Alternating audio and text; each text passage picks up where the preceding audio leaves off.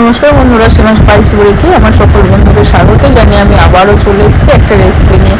বন্ধুরা, ডাল তো আপনারা সকল সময়ই বানান, কিন্তু এইভাবে ধাবা স্টাইলের ডাল একবার হলেও বানিয়ে খেয়ে দেখবেন, আর অন্য ডাল করে খেতে ইচ্ছা করবে না।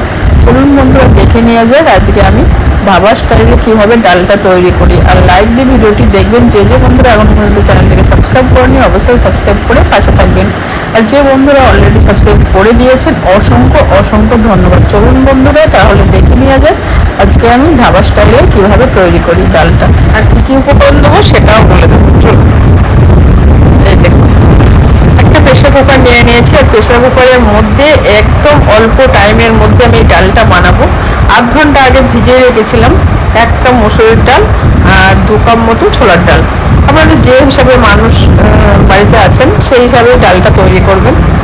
এইবার ডালটা আমি ভিজিয়ে রেখে দিয়েছিলাম, আর মুসুর ডালটা ছোলার ডালের সঙ্গে বা মটর ডালের সঙ্গে দিলে ডালের কালারটা দারুণ হয়, ওর জন্যই আমার দেয়া। আমার খেতেও দারুণ লাগে। একবার হলেও এইভাবে করে দেখবেন।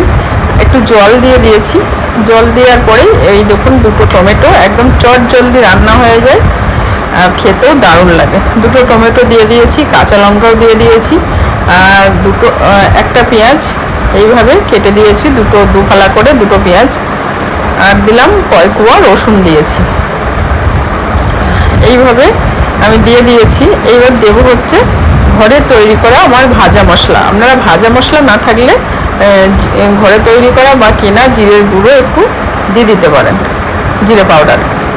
তা আমি আর একটু দিলাম হচ্ছে 1 চামচ ঘি। ঘিটা দিলে আরও সুন্দর লাগবে খেতে। আর লবণ দিয়ে দিলাম পরিমাণ মতো।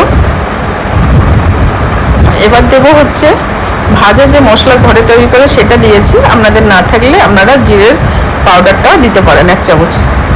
সমস্ত উপকরণ দেওয়ার পরে আমি যেহেতু ছোলার ডাল দিয়েছি 3টে থেকে 4টে আমি সিটি সেটা করে ঢাকনা আটকে দিয়ে আমি 4টে সিটি দিয়ে নিয়েছি। দেখতে পাচ্ছেন পেঁয়াজ টমেটো সব কত সুন্দরভাবে মিক্স হয়ে গেছে, কাঁচা লঙ্কাও দিয়েছি।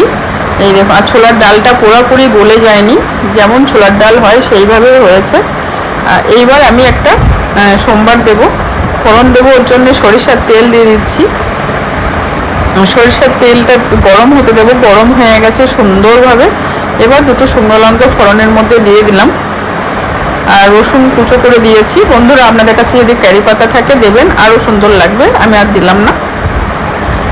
রসুনটা ভাজা ভাজা হওয়ার পরে গোটা জিরা দিয়েছি। গোটা জিরাটা দিয়েও বেশ একটু সুন্দর করে লাল লাল করে ভেজে নেব। ফোড়নটা সুন্দর করে ভেজে নিয়েছে। আর একটু হিং দিয়ে দিলাম, অল্প একটু হিং দিয়ে দিয়েছি, নাড়াচাড়া করে নেব। আর একটু দেব লাল লঙ্কার গুঁড়ো, কাশ্মীরি লঙ্কার গুঁড়োটা দিয়ে দেবো, এতে কালারটা দারুণ হবে। ধাবা স্টাইলের যে ডালটা বানাবো আমার এটা তো লঙ্কার গুঁড়ো তো দিতেই হবে কালারটার জন্য। এবার ভালো করে ভাজা ভাজা করে নিয়েছি, দেখতেই পাচ্ছেন। এইবার আমি যে ডালটা বানিয়েছি ওই ডালের মধ্যে আমি দিয়ে দেবো। ডালটা সুন্দর করে ঘাটার পরেই আমি এইভাবে রেখে দিয়েছি। এই দেখুন, দারুণ হয় বন্ধুরা খেতে, আপনারা একবার হলেও ট্রাই করে দেখবেন। আর এই তরকা ডালের রেসিপি গরম ভাতে, রুটি, পরোটা যার সঙ্গে খাবেন অসাধারণ লাগবে। আর বন্ধুরা, যদি আমার এই ধাবা স্টাইলের ডাল ভালো লেগে থাকে লাইক করবেন, শেয়ার করবেন, কমেন্ট করবেন, আর পাশে থেকে যে বেল আইকনটি আছে অবশ্যই ক্লিক করে দেবে। তাহলে বন্ধুরা আজকের মতো এইটুকু, দেখা হবে আরও নতুন নতুন রেসিপি নিয়ে। আজকের মতো ধন্যবাদ। এই দেখুন, পুরো রেডি আমার ধাবা স্টাইলে ছোলার ডাল, তরকা ডাল পুরোপুরি রেডি হয়ে গেছে।